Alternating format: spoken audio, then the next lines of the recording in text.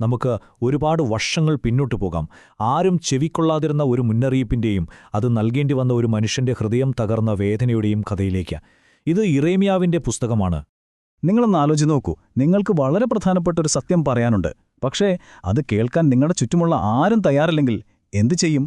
ഇങ്ങനെ ഒരു സാഹചര്യത്തിലൂടെയാണ് യിരെമ്യാവ് എന്ന പ്രവാചകൻ കടന്നുപോയത്. അദ്ദേഹത്തിന്റെ കഥയാണ് നമ്മൾ ഇന്ന് കേൾക്കാൻ പോകുന്നത്. അപ്പോ ഇതാണ് നമ്മുടെ കഥയുടെ കേന്ദ്രം. യിരെമ്യാവ് ഒരു പ്രവാചകനാകാൻ ഒട്ടും താൽപ്പര്യമില്ലാതിരുന്ന, തനിക്കതിന് യാതൊരു യോഗ്യതയുമില്ലെന്ന് വിശ്വസിച്ചൊരു ചെറുപ്പക്കാരൻ.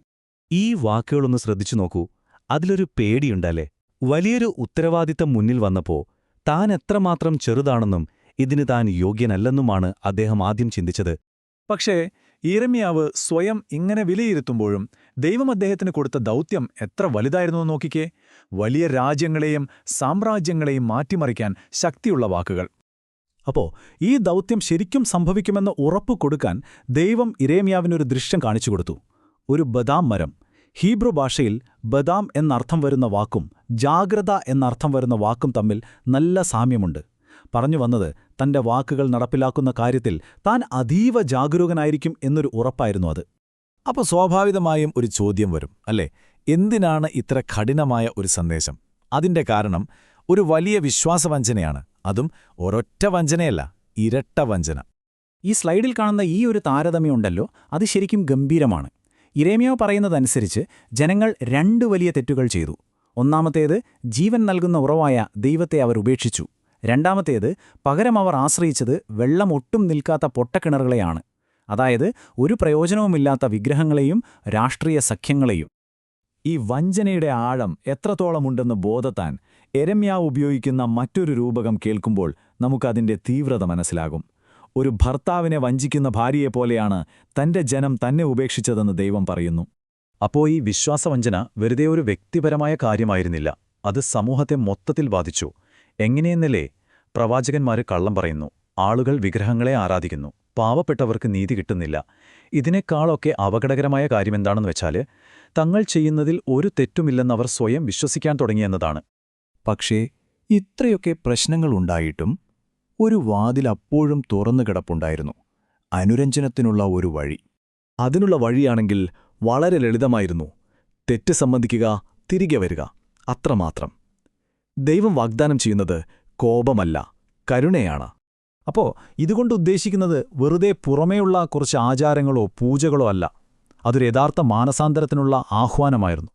മുള്ളു നിറഞ്ഞ ഹൃദയം ഉഴുതുമറിച്ച് അവിടെ നല്ല വിത്ത് വിതയ്ക്കാനുള്ള ഒരു ആഹ്വാനം. പക്ഷേ എന്തുണ്ടായി? ആ വാഗ്ദാനം അവർ തള്ളിക്കളഞ്ഞു. അതോടെ സംഭവിക്കാൻ പോകുന്നത് ഒഴിവാക്കാൻ പറ്റാത്ത ഒന്നായി മാറി. ഒരു വലിയ വിനാശം അടുത്തെത്തിക്കൊണ്ടിരുന്നു. ഈ സമയത്താണ് യിരെമ്യാവിന്റെ രണ്ടാമത്തെ ദർശനത്തിന് വലിയ പ്രസക്തി വരുന്നത്.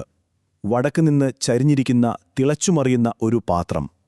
അതിന്റെ അർത്ഥമെന്തായിരുന്നുവെന്നോ? വടക്കുനിന്ന് ഒരു സൈന്യം വന്ന് ദേശത്തെ ആകെ വിഴുങ്ങും എന്നതിന്റെ ഭയാനകമായ ഒരു പ്രവചനമായിരുന്നു അത്. അതായത് ആ ആക്രമണം വരുമ്പോൾ എല്ലാം തകർന്നടിയും. നഗരങ്ങൾ വെറും ശൂന്യമായ ഇടങ്ങളാകും. നേതാക്കന്മാർക്ക് എന്ത് ചെയ്യണമെന്നറിയാതെ പകച്ചു നിൽക്കും. പ്രകൃതി പോലും ആ ദുരന്തത്തിൽ പങ്കുചേരും. ഒരു സമ്പൂർണ്ണ സാമൂഹിക തകർച്ച. ഒടുവിൽ നാശം കൺമുന്നിലെത്തിയപ്പോൾ അവർക്ക് കാര്യം മനസ്സിലായി. പക്ഷേ അപ്പോഴേക്കും ഒരുപാട് വൈകിപ്പോയിരുന്നു.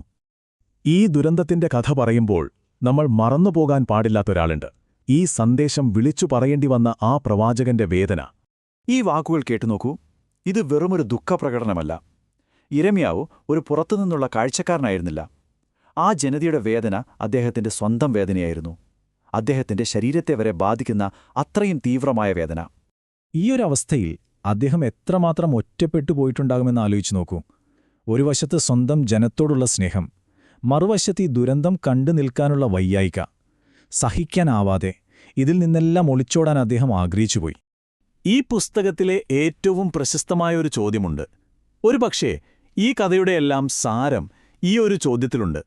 രോഗം ഭേദമാക്കാനുള്ള മരുന്നുണ്ടായിരുന്നു, ചികിത്സിക്കാൻ വൈദ്യനുമുണ്ടായിരുന്നു. പക്ഷേ ആരും ചികിത്സ സ്വീകരിക്കാൻ തയ്യാറായില്ല. അതാണ് യഥാർത്ഥ ദുരന്തം. അപ്പോ ഈ നാശത്തിന്റെയും വേദനയുടെയും കഥയിൽ നിന്ന് നമുക്ക് എന്താണ് പഠിക്കാനുള്ളത്? എന്താണ് യഥാർത്ഥത്തിൽ നിലനിൽക്കുന്നത്? എന്താണ് നശിച്ചുപോകുന്നത്? ഒടുവിൽ യിരെമ്യാവിന്റെ പുസ്തകം നമ്മളോടൊരു ചോദ്യം ചോദിക്കുന്നുണ്ട്. ജീവിതത്തിൽ നമ്മൾ എന്തിലാണ് ശരിക്കും അഭിമാനിക്കേണ്ടത്? പണത്തിലാണോ, ശക്തിയിലാണോ, അതോ അറിവിലാണോ? യിരെമ്യാവ് പറയുന്നു, അതൊന്നുമല്ല പ്രധാനം. മറിച്ച് ദയയും നീതിയും സ്നേഹവും മനസ്സിലാക്കുന്നതിലും പ്രവർത്തിക്കുന്നതിലുമാണ് നാം അഭിമാനം കൊള്ളേണ്ടത്. ആ ഒരു മുന്നറിയിപ്പ് കേൾക്കാൻ നമ്മൾ തയ്യാറാണോ എന്നതാണ് ഇന്നും പ്രസക്തമായ ചോദ്യം.